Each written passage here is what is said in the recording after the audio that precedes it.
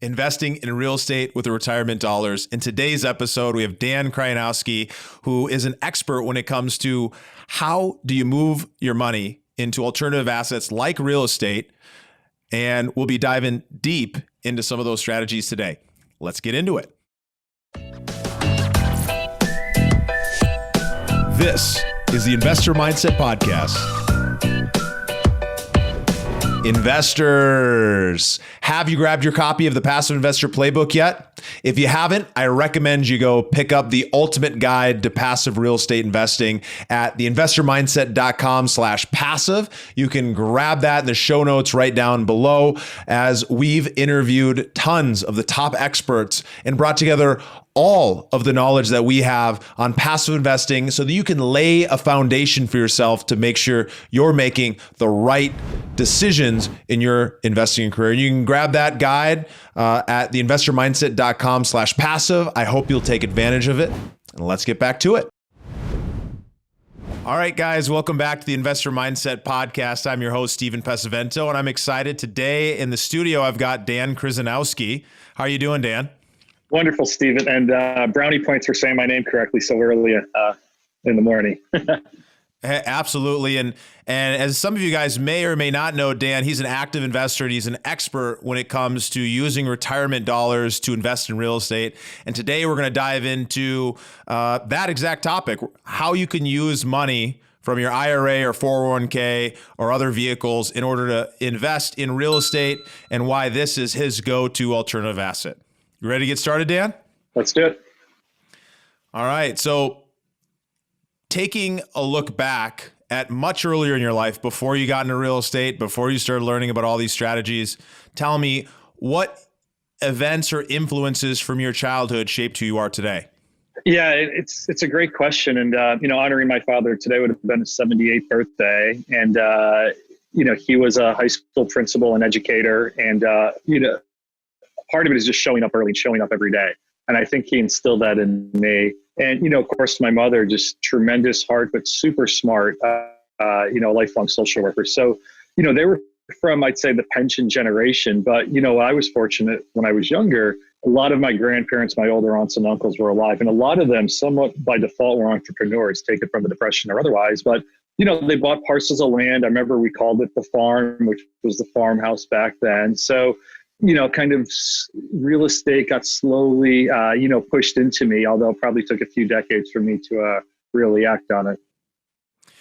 Yeah, it's good to have those kind of influences early on and how that can end up shaping you and driving you down this path. And so, now after all these years, you've been investing yourself in real estate and focused in particular on this asset or this section of the market, really helping people invest from their retirement into real estate. And there's so many misconceptions here. And, a lot of our listeners are experts. They've already been doing this. They're going down the path. So we're definitely going to get into some advanced topics today. But for those people who aren't really aware, talk to me a little bit about what are some of those common misconceptions that people have when it comes to using their retirement dollars to invest in something like real estate. Yeah, I think two big things. I mean, the first is just folks are not aware. Even a lot of our friends that, they call it the finance MBAs out there, just never came up in conversation. And we can talk why in a moment. And, the other misconception is that this would be an early withdrawal. So you're going to have penalties, fees, et cetera, when it's actually not. I mean, basically the legalities behind it are basically the same as where, if your money sat with the Vanguard of Fidelity. So there's, frankly, probably in about 30 seconds, there's enough education to get people over the hump. But most folks, are never aware of this. Yeah, a lot of people don't know. They've been investing in those traditional accounts. And, from my perspective, it's clear that these institutions have a big interest in making you think that there's only one way to invest, and that's to invest in those kind of index funds, in those brokerage accounts, and directly in stocks. And it's because that's what their business model is all about. They don't make money when you're investing in assets like gold or real estate or art or other types of things that you can invest in with a self-directed type of an account. And when someone's going to go down that path and they want to start investing, what are some of those questions that they are typically bringing up to you, Dan? Yeah, so I mean, the first one is, can I do this? Is this easy? So, as of course you can do it. It's legal. It's been around 50 years. Is it easy? Generally speaking, it wasn't as easy as, say, opening an online account or opening a checking account. Whereas folks like Rocket Dollar and some other new players in the space have made it just as easy. 5 minutes, personal information, driver's license, credit card, e-sign, boom. You have control of your retirement dollars. So I think it was a mindset shift within the self-directed industry that, as I like to say, it's country club cool for you to say, hey, I took back part of my retirement. I invested in this big real estate deal. And then when the dividends came in, I put into some crowdfunding, or I put into this bar down the street, or this female entrepreneur. And it's literally just as easy as doing that with your piggy bank checking account while retaining all the benefits of a retirement account. Yeah, and so this has been around for 50 plus years. This is not something new, but for some people it feels new because they hadn't really heard about it.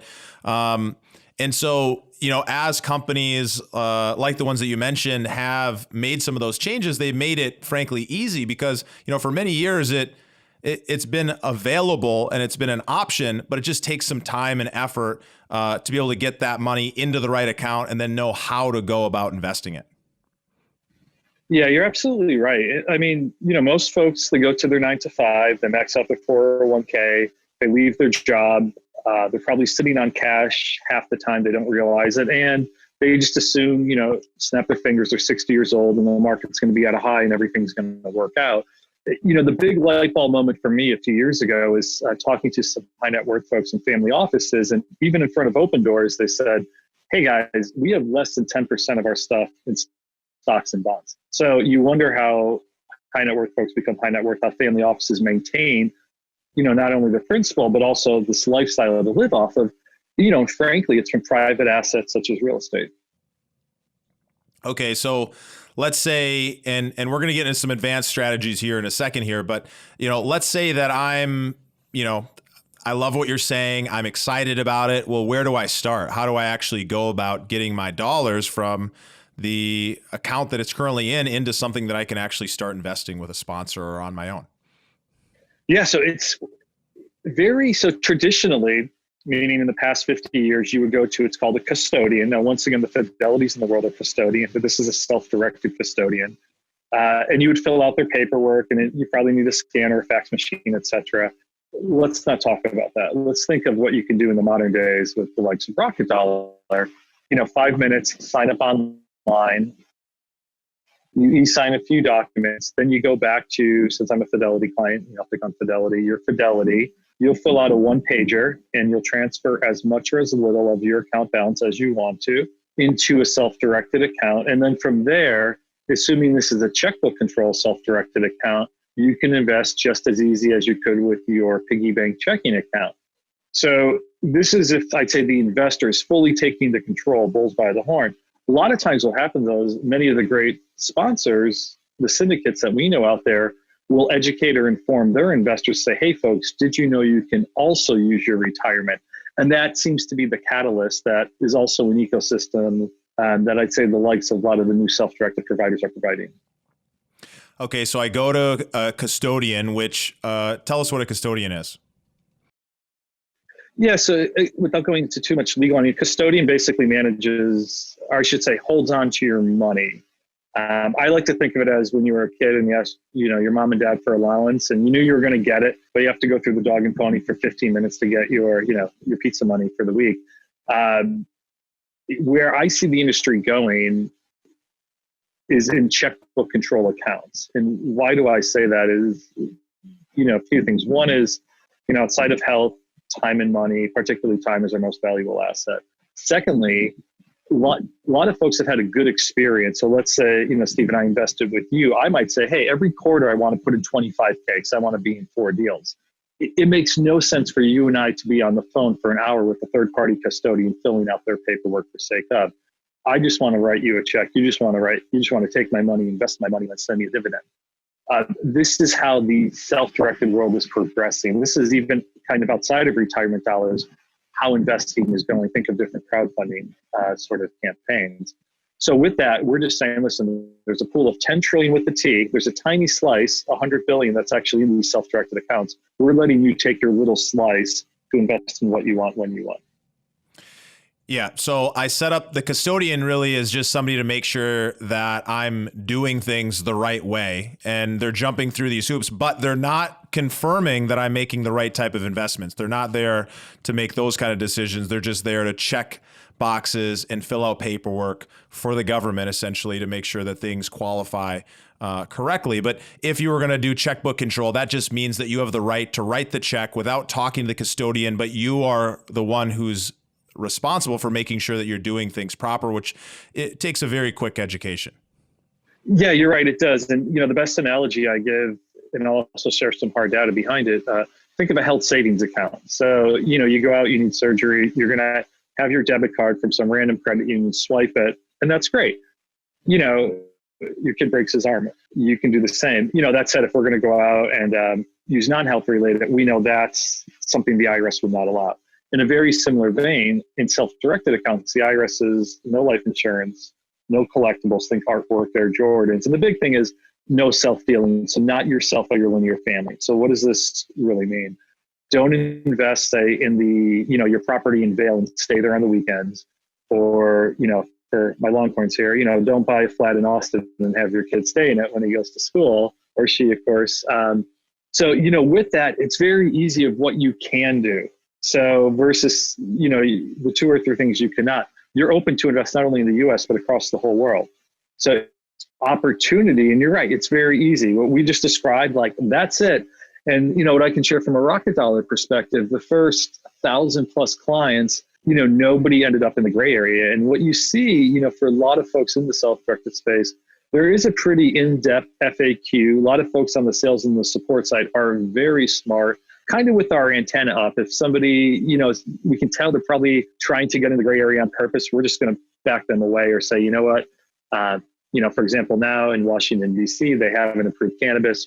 You cannot invest in something cannabis. That said, if you're in a retail strip mall and, a hemp joint comes in, you're going to be okay.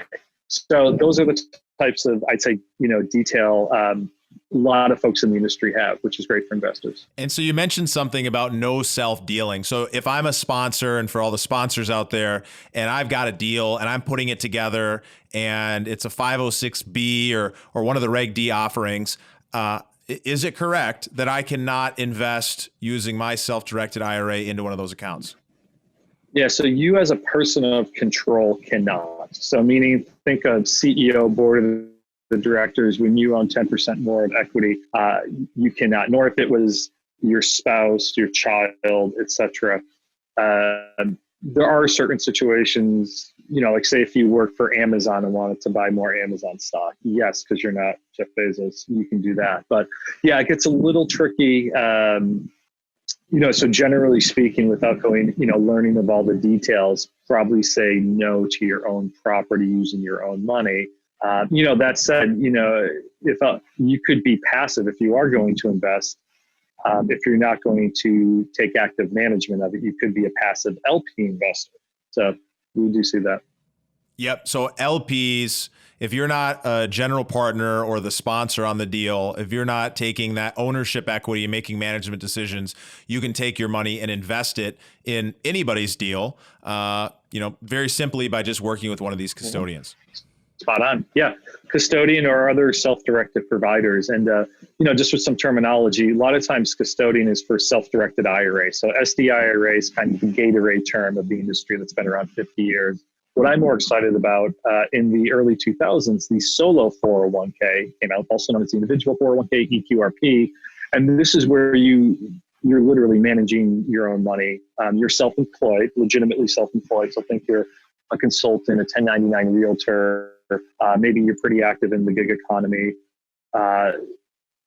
So tremendous benefits to these accounts, contributing 50,000 plus, having a pre-tax checking account, a post-tax Roth checking account to kind of shift money, do an in-plan conversion.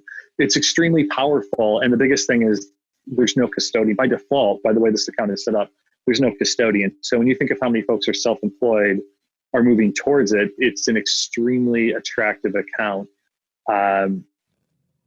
for you to invest in what you want when you want.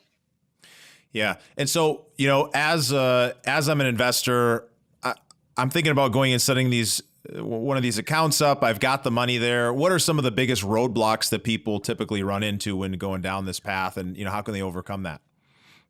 Yeah, I mean, some of it can be timing. So some folks assume that they can invest in a deal tomorrow, literally, or within a few days, and that's not the case. It still takes, even on an expedited service, probably a week, because you have to realize you have to complete paperwork, then you have to go back to your Fidelity, move the money over, and then make the investment. So, even hyper streamlined and, rocket dollars, we've done the critical paths, et cetera. You're still looking at 7 to 10 days. With the traditional custodian, particularly if you don't give them notice, your paperwork's going from division to division. You could be looking at a month. So, that's kind of the main thing. The second thing is just not being aware. Some folks think they can invest in their own business, their own startup. You can, once again, we talked about being a person of control. You cannot do that. So that's, some folks may get confused with the ROBs, which basically I won't go into detail, but this allows you to take your retirement dollars to invest in your own company, but there's a whole lot of fine print and rules and regulations. So it's very separate. And so I share all these because some folks might do a Google search later and I'd say, ooh, I heard I can use my retirement, but let's be clear what you're using it for. So for a good first investment, I'd say you're going in as an LP in something solid like real estate. That's a very vanilla transaction. Yeah, very, very simple for them to go about doing that. And it's important to know what are if you're going to go down this path, as part of the process of moving your money over and starting to, managing your money, you're going to want to start learning what are some of the ins and outs, and working with your custodian or your representative or, somebody that's going to be able to answer questions, because there is some intricacies, but don't let those overwhelm you, because at the core, it's actually a very simple process. It's a little bit of paperwork here or there, making sure that you're reporting things in the right way, understanding that you can't invest in your wife's deal or your son's deal. But am I correct? You can invest in your brother or sister's deal or other family members, but there's certain transactions that you can't do. Correct. Yeah. Oddly enough, brother and sister are not part of your linear family, even though, of course, you grew up with them. Like anything, though, you have to be cautious. Let's just put on our sponsor hat, that you do not give one investor preference over another, particularly if that one investor is your sister versus, your 4 other colleagues. But I mean, a lot of folks, but, the sponsors are going to go through the legal hoops when they do their PPM, when they do their offering memorandum, et cetera. And so as an investor, you're just basically investing in an A share or a B share of a deal. And so when you're talking to some of these high net worth individuals, some of these family offices, some of, the wealthiest individuals in the country, what is it that they're doing differently than the everyday person? And how can we kind of model some of those same investing behaviors for ourselves? Yeah, I mean, when you think of, the bell curve of, let's just say, high net worth to, very underbanked, high net worth, they use their dollars for leverage to lever up and to buy things. The flip side, as you see folks, with high fees, credit card, they get themselves into debt. When you self-directed accounts is actually, I'd say, the top part of the bell curve here. So probably accredited, but not ultra high net worth. When we did some personas, one was called Mike, I think early 40s, VP of a company like Dell. He's a techie by day, but loves, biotech at night, for example. And invest, maybe that first deal he's going to put 100,000 into. And if it goes really well, he might shift, a few 100,000 more into another similar deal, or maybe expand it out into real estate, for example.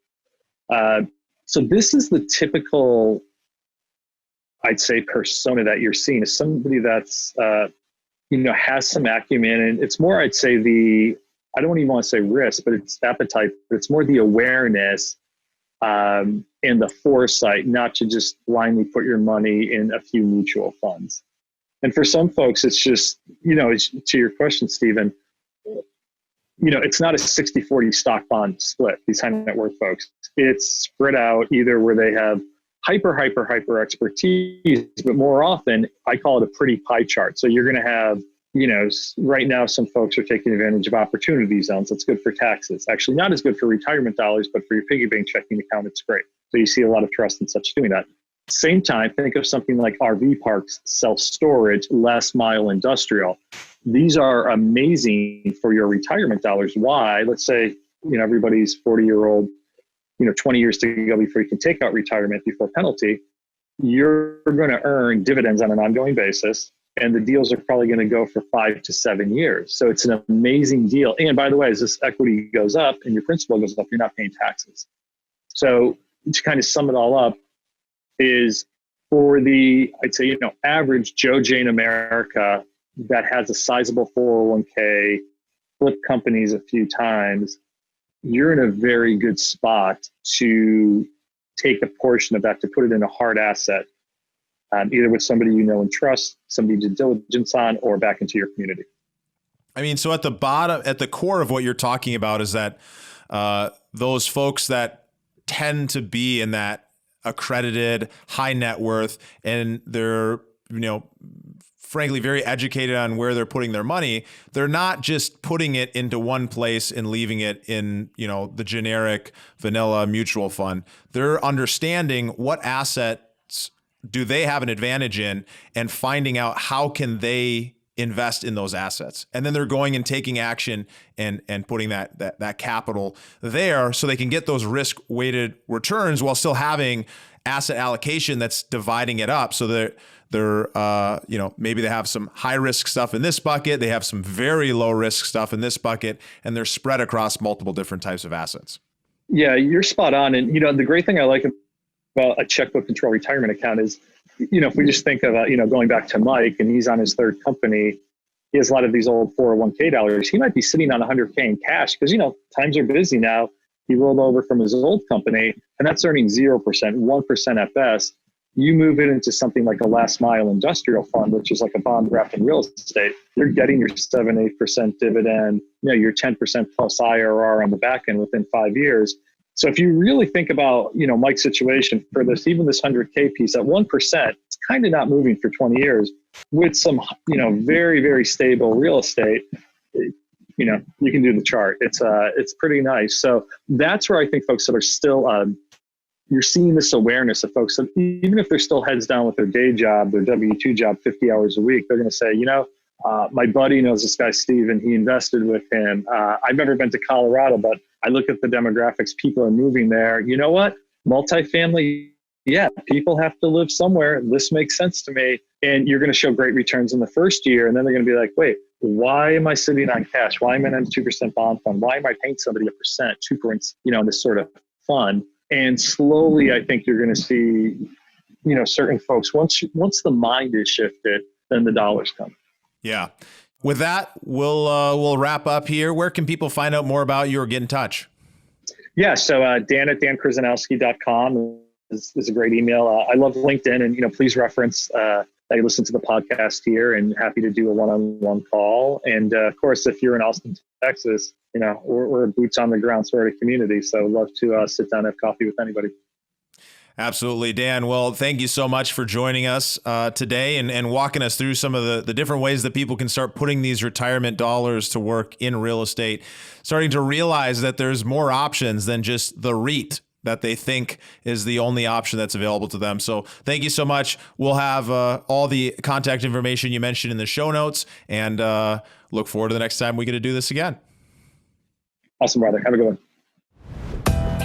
Thank you for listening to the Investor Mindset Podcast. If you like what you heard, make sure to rate, review, subscribe, and share with a friend. Head over to theinvestormindset.com to join the Insider Club, where we share tools and strategies from the top investors and entrepreneurs on how to take it to the next level.